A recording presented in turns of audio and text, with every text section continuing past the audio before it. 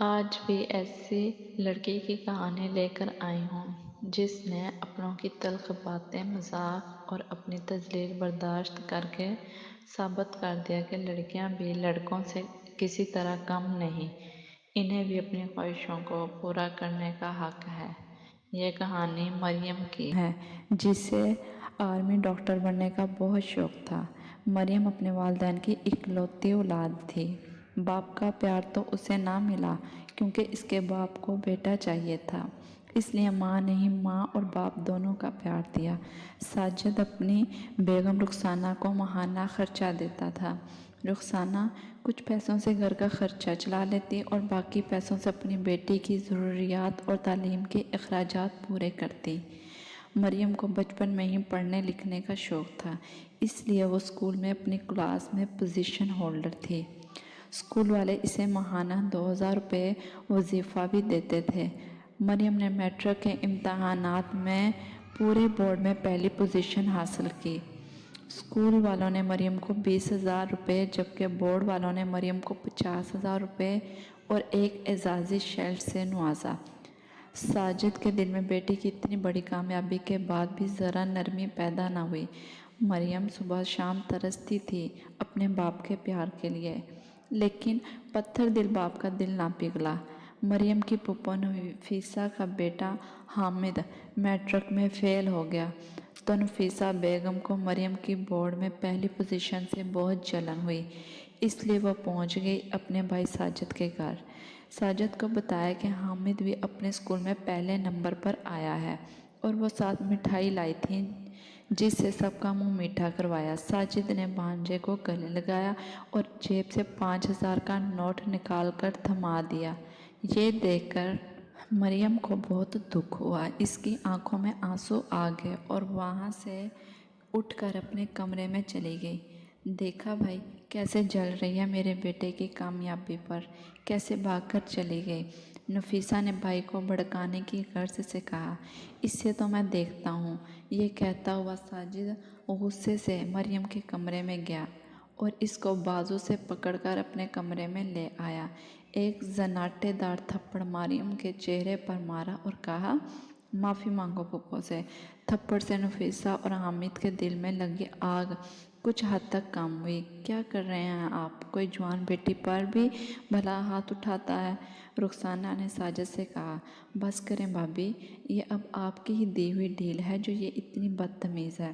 اگر میرا حامد ایسا کرے گا تو جان سے مار دوں گی اسے، لیکن میں نے اپنے بیٹے کی ایسی تربیت کی ہی نہیں۔ نفیسہ نے کہا، آنکھیں پھاڑ پھاڑ کر کیا دیکھ رہی ہے، معافی مانگ پھپھو سے۔ ساجد نے ایک اور تھپڑ رسید کیا۔ مریم نے کوئی غلطی نہ ہونے کے باوجود بھی معافی مانگی۔ چل دفعہ ہو جا یہاں سے، ساجد نے دھکا دیتے ہوئے کہا۔ مریم کمرے میں چلی گئی اور رونے لگی۔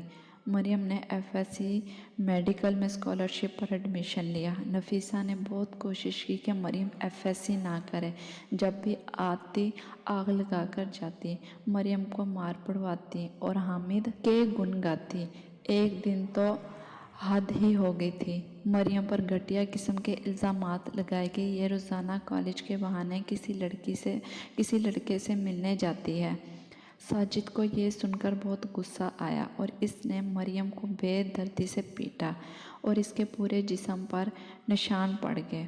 کچھ تو خدا کا خوف کرو نفیسہ، کیوں میری پھول سی کلی پر گھٹیا الزامات لگا رہی ہو؟ رخسانہ نے کہا، الزامات نہیں سچ ہے، پتہ نہیں کہاں کہاں منہ کالا کرتی پھرتی ہے۔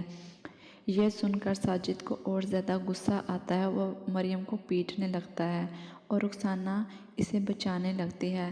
ساجد اسے غصے میں دھکا دیتا ہے اور اس کا سر دروازے پر لگتا ہے اور گہری زخم لگنے کی وجہ سے وہ موقع پر ہی دم توڑ جاتی ہے۔ اس کا الزام بھی نفیسہ مریم پر ہی لگاتی ہے کہ ماں کو کھا گئی منحوس۔ ساجد اس کا کالج جانا بند کر دیتا ہے اور اس کی شادی حامد سے کرنے کا فیصلہ کرتا ہے۔ نفیسہ نے پہلے انکار کر دیا کہ وہ ایسی بدکار لڑکی کو اپنی بہو نہیں بنائے گی، ساتھ ہی ساتھ خوش بھی تھی کہ بھائی کی ساری دولت اس کے بیٹے کو ملے گی۔ ساجد بہن کے آگے ہاتھ جوڑتے ہوئے منت سماجت کرتا ہے، اسے اپنی پگڑی اور عزت کے واسطے دیتا ہے، جس سے نفیسہ مان جاتی ہے और शादी की तारीख तय कर देती है। दोनों माँ बेटे की खुशी की कोई इंतहा नहीं होती। मरियम बाप के पाँव में पड़कर मिन्नत करती है और कहती है, बाबा मुझे अभी शादी नहीं करनी, बाबा मुझे पढ़ना है, मुझे आर्मी डॉक्टर बनना है, बाद में जिससे कहेंगे शादी कर लूँगी। लड़के मर गए हैं जो महारानी को आर्मी डॉक्टर बनना है। तुम्हारी राय नहीं मांगी, मैंने शादी नहीं करनी। साजिद ने बेरहमी से लात मारते हुए बेटी को पीछे किया। खैर मरियम की मर्जी के खिलाफ 15 वर्ष की उम्र में हामिद से इसका निकाह पढ़वा दिया गया। बाप के जुल्म ख़त्म होने के बाद ही शादी की रात से ही हामिद के जुल्म शुरू हो गए। शादी की रात ही इसने इसे बुरी तरह पीटा था। इसके बाद इसे अपने पाँव में गिराने के बाद कहा, यह है तुम्हारी औकात, यही है अब से तुम्हारी जगह मेरे पाँव में। हामिद ने इसे इसकी मर्ज़ी के ख़िलाफ़ जाकर अपनी हवस मिटाई और मरियम को टांग मारते हुए बेड से नीचे गिरा दिया और कहा, आज से हमेशा के लिए तुम नीचे सोया करोगी। आर्मी डॉक्टर बनना है, सारी डॉक्टरी निकाल दूंगा तुम्हारी, फिक्र नहीं करो तुम। आज तो पहला दिन है, आगे देखो तुम्हारे साथ होता है क्या। हामिद ने शैतानी कहकहा लगाया। नीचे पूरी तरह से गिरने की वजह से मरियम के सर पर चोट लग गई और सर से खून बहने लगा, लेकिन यहाँ किसको इसकी परवाह थी। मरियम ने खुद हिम्मत करके अपनी मरहम पट्टी की। सुबह जागते ही हामिद ने इस पर अपना हाथ साफ किया। तुमने पट्टी क्यों लगाई है? मेहमानों के सामने रुसवा करवाने के लिए। खैर मरियम के बाप ने इसकी कोई खैर खबर नहीं ली। नफीसा कभी कभी चली जाती थी भाई से मिलने और झूठी कहानियाँ सुनाकर पैसे ले आती थी। अब मरियम को मारना हामिद का रोज़ाना का मामूल बन गया था। सारा दिन नौकरों की तरह काम करती और मार भी खाती। अगर कभी गलती से वो इस पर हाथ उठाना भूल जाता तो फुप्पो पर अपना हाथ साफ कर देती। 6 माह ऐसे मार खाते ही मरियम ने गुजार दिए, लेकिन इसके डॉक्टर बनने के ख्वाब ने इसे चैन से रहने नहीं दिया।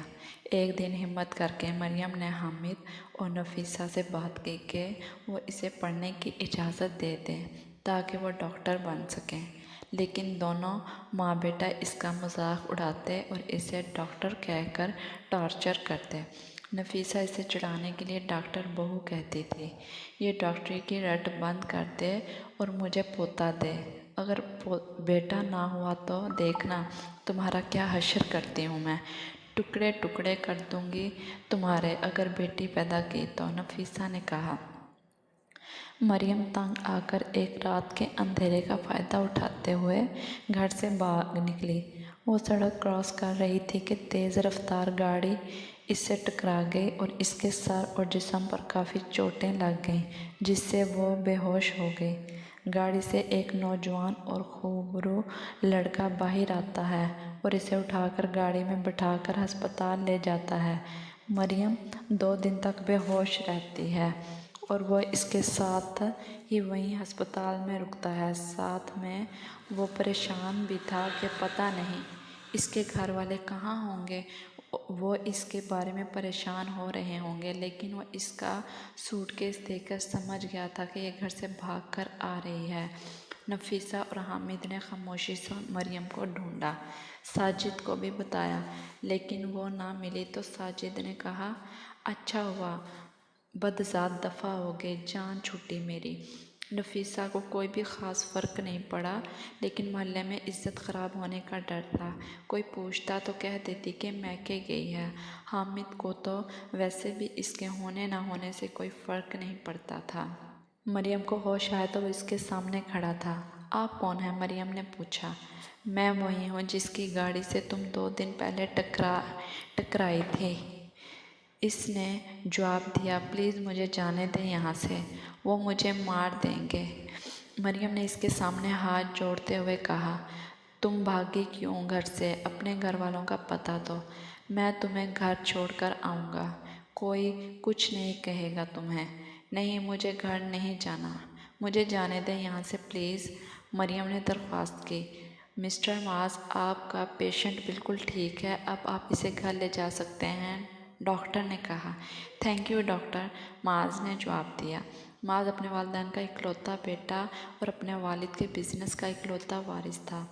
والدین کار حادثے میں وفات پا گئے تھے۔ معاذ 22 سال کا تھا۔ وہ مریم کو اپنے ساتھ گاڑی میں بٹھا کر ایک کافی شاپ لے جاتا ہے۔ اب بتاؤ کیوں بھاگی ہو گھر سے؟ معاذ نے مریم سے پوچھا۔ مریم نے آغاز سے لے کر آخر تک مکمل داستان سنائی۔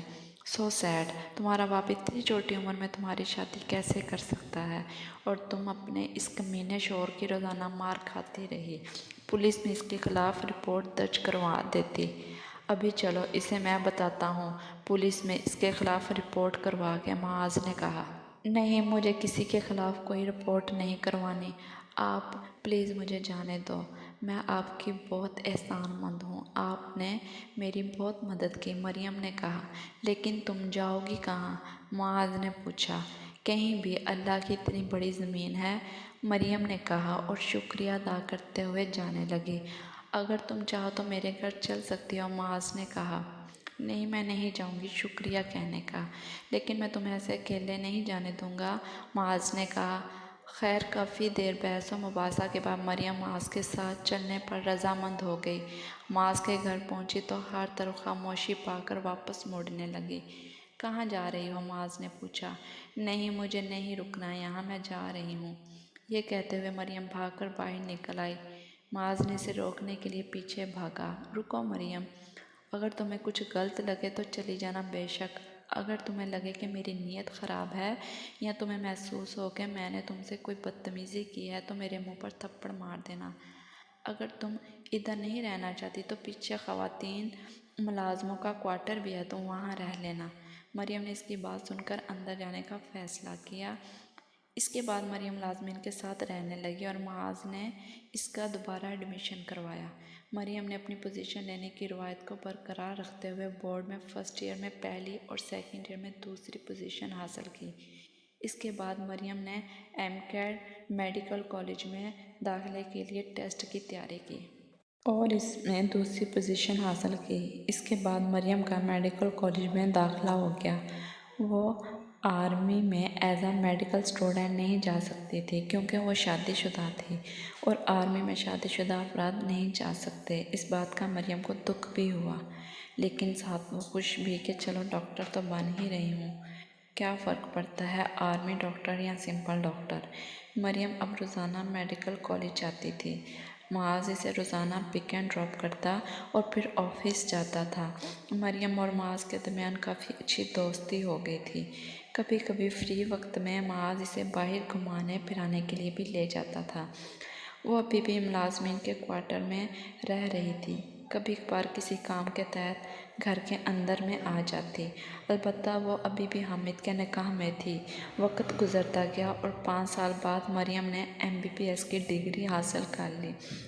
اس کی سب سے زیادہ خوشی معاذ کو تھی۔ مریم اور معاذ باہر آئس کریم کھانے آئے ہوئے تھے۔ مجھے تمہیں گڈ نیوز دینی ہے، معاذ نے کہا۔ کیا ہوا؟ کوئی لڑکی پسند کر لی ہے تم نے؟ دکھاؤ ذرا، مریم نے پوچھا۔ وہ کافی اچھے دوست بن گئے تھے، اس لیے آپ جناب کے تکلف سے باہر نکل آئے تھے۔ ارے نہیں، تم ابھی بھی آرمی کو as a captain doctor join کر سکتی ہو، معاذ نے بتایا۔ سچی؟ وہ کیسے؟ جلدی بتاؤ نا، مریم نے بے صبری کا مظاہرہ کیا۔ آرمی میں سمپل MBBS کے بعد GDMO مطلب general duty medical officer captain یا میجر ڈاکٹر کے طور پر جوائن کر سکتی ہو۔ مزے کی بات یہ ہے کہ اس میں میرٹ بھی اپلائی کر سکتے ہیں، معاذ نے بتایا۔ مریم کی خوشی کی کوئی انتہا نہیں تھی، وہ خوشی سے پھولے نہ سما رہی تھی۔ معاذ نے مریم کے لیے اپلائی کیا اور تمام ٹیسٹ اور میڈیکل کلیئر ہونے کے بعد مریم نے کیپٹن ڈاکٹر کے بعد آرمی کو جوائن کیا۔ اب اسے PMA میں 22 ہفتوں کے لیے ٹریننگ کے لیے جانا تھا۔ جانے سے پہلے وہ اپنے نام کے ساتھ حامد کا نام ہمیشہ ہمیشہ کے لیے مٹانا چاہتی تھی۔ اس نے حامد کو خلا کا نوٹس بھیج دیا۔ حامد نے بھی اسے طلاق دے دی، وہ پہلے ہی دوسری شادی کر چکا تھا۔ ٹریننگ کے بعد وہ کیپٹن ڈاکٹر بن گئی تھی۔ معاذ، میں تمہاری زندگی پر احسان مند رہوں گی۔ اگر تم نے مجھے اس دن ملے ہوتے تو شاید کیا ہوتا، میں آج جو بھی ہوں تمہاری وجہ سے ہی ہوں۔ مریم نے عاجزی سے کہا، میں نے کچھ نہیں کہا، سب تمہاری اپنی محنت ہے، تم نے اسکالرشپ پر تعلیم مکمل کی ہے، میرا 1 روپیہ بھی خرچ نہیں ہوا۔ ہاں البتہ پیٹرول کے پیسے دینا چاہو تو وہ الگ بات ہے، دے سکتی ہو، ویسے بھی پیٹرول بہت مہنگا ہے۔ معاذ نے مسکراتے ہوئے کہا۔ مریم بھی قہقہہ لگا کر ہنسی۔ تم شادی کیوں نہیں کرتے معاذ؟ معاذ سے مریم نے پوچھا۔ بس مجھے کوئی اچھی ہی نہیں لگتی، معاذ نے سادہ سا جواب دیا۔ معاذ کو مریم سے محبت ہو گئی تھی، اس وجہ سے وہ کسی اور سے شادی نہیں کرنا چاہتا تھا، لیکن وہ مریم سے کہہ بھی نہیں سکتا تھا کہ مریم کہیں یہ نہ سمجھ لے کہ شاید وہ اسے اپنے گھر لایا ہی اس وجہ سے ہے۔ کیا میں بھی نہیں؟ مریم نے پوچھا۔ اس کے پوچھنے پر معاذ کا منہ کھلے کا کھلا رہ گیا۔ نہیں، تم تو بہت اچھی لگتی ہو، معاذ نے مسکراتے ہوئے جواب دیا۔ تو پھر مجھ سے کرو گے شادی؟ مریم نے پوچھا۔ ہاں کیوں نہیں، معاذ نے جواب دیا، اور پھر معاذ نے مریم سے اپنی محبت کا اظہار کیا۔ تم بہت اچھی لگتی ہو مریم، لگتا ہے مجھے تم سے محبت ہو گئی ہے، معاذ نے کہا۔ تم بھی بہت اچھے لگنے لگے ہو، مریم نے اپنی محبت کا اظہار کیا۔ مریم اور معاذ کی دھوم دھام سے شادی ہوئی۔ معاذ کے کہنے پر مریم اپنے والد سے ملنے گئی تو اس کو آرمی یونیفارم میں دیکھ کر اس کے باپ کی آنکھوں میں آنسو آ گئے۔ ساجد نے ہاتھ جوڑ کر اپنی بیٹی سے اپنی زیادتیوں اور رویے کی معافی مانگی۔ مریم نے اپنے باپ کو گلے لگایا اور باپ بیٹی کافی دیر تک یوں ہی ایک دوسرے کے گلے لگے روتے رہے۔ یہ منظر دیکھ کر معاذ بھی اپنے آپ کو رونے سے روک نہ سکا۔ پھر مریم نے ساری کہانی بتائی، کیسے وہ گھر سے گئی اور کس طرح معاذ ملا اور اس نے کیسے اس کے خوابوں کو پورا کرنے میں مدد کی۔ ساجد نے معاذ کا شکریہ ادا کیا اور اسے بھی گلے لگایا۔ مریم اور معاذ جانے کو تھے کہ معاذ نے مریم سے اس کی پھپھو کے گھر کا پتہ پوچھا۔ مریم نے بتانے سے انکار کر دیا، لیکن معاذ کے بار بار کے اصرار پر بتا دیا۔ دروازے پر دستک دی تو دروازہ نفیسہ نے کھولا۔ سامنے مریم کو یوں آرمی یونیفارم میں دیکھ کر یقین نہیں آیا۔ مریم اور معاذ اندر داخل ہوئے۔ حامد اور اس کی بیوی بھی اپنے کمرے سے باہر آ گئے۔ حامد اور نفیسہ کو مریم کو یوں یونیفارم میں دیکھ کر اپنے کہے ہوئے الفاظ اور رویے پر شرمندگی ہوئی۔ دیکھ لو حامد، جسے تم نے کوڑا سمجھا وہ کتنا بڑا ہیرا نکلا۔ اگر تم اس کی قدر کرتے تو آج یہ تمہارا ہوتا، لیکن شاید یہ ہیرا میری قسمت میں تھا، معاذ نے کہا۔ نفیسہ اور حامد نے مریم سے معافی مانگی۔ مریم نے ان کو بھی معاف کر دیا اور اپنے گھر آ گئے۔ مریم اور معاذ ہنسی خوشی رہنے لگے۔ ان کے یہاں ایک ننھی منھی پھول سی گڑیا کی پیدائش ہوئی، جس سے ان کی زندگی اور بھی خوبصورت ہو گئی۔ اگر مریم اس رات ہمت کر کے اس جہنم سے قدم باہر نہ نکالتی تو آج اس کی زندگی جہنم سے بھی بدتر ہونی تھی۔ اس لیے آپ بھی ہمت کریں اور مشکلات کو عبور کرتے ہوئے اپنی منزل مقصود حاصل کریں۔